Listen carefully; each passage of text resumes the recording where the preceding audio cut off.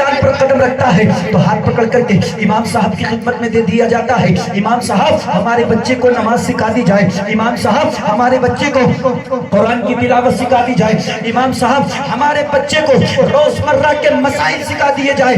اسی طریقے سے بچہ تھوڑا اور جوانی کے پائیدان پر قدم رکھتا ہے، رات و دن کے مسئلے امام صاحب سے حل کراتا ہے۔ اسی طریقے سے اپنی زندگی کو اختتام کہتا ہے، اپنی زندگی کو پذیرفت کہتا ہے، یہاں تک کہ دنیا سے جاتا ہے، پھر لوگ گھر سے آتے ہیں، امام صاحب نماز جنازہ پڑھا دیجئے۔ جب دنیا سے چلا گیا اس کے بعد بھی لوگ گھر سے آتے ہیں، امام صاحب دیجئے کی فاتحہ پڑھ دیجئے، امام صاحب 10ویں کی فاتحہ پڑھ دیجئے، امام صاحب 20ویں کی فاتحہ پڑھ دیجئے، امام صاحب 40ویں کی فاتحہ پڑھ دیجئے۔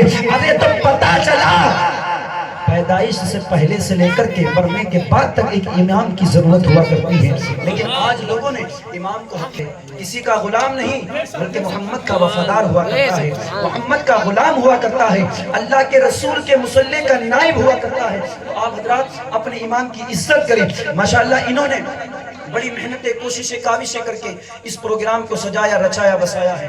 ابھی پتا چلا کہ اس بستی کے اندر 6-7 سال سے تقریباً کوئی پروگرام نہیں ہوا۔ بتاؤ بڑے افسوس کی بات ہے کہ نبی کا ذکر اس بستی کے اندر نہیں ہوا۔ اللہ اکبر۔ مسلمانوں جاگو، آج روزمرہ کے مسائل آپ کے سامنے ہیں، مسلمان بڑا پریشان ہے۔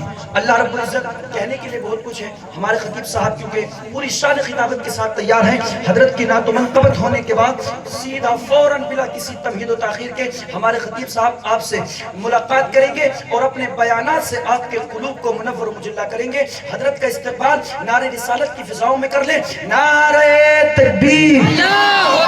ارے یار ابھی تو امام کا مرتبہ بتایا، پھر آپ نے امام کو ہلکے میں لے کر کے نعرے کا جواب آہستہ دیا کہ یہ تو ہمارے امام صاحب ہیں۔ بھئی بلند آواز سے نعرے کا جواب دے، نعرہ تکبیر!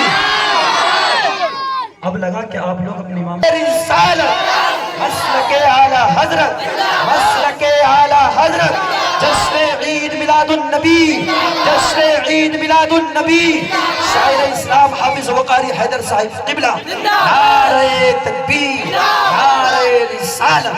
4 مصروں کے ساتھ حضرت کو مائک پر لاتا ہوں۔ غم سبھی زمانے کے لوگ بھول جاتے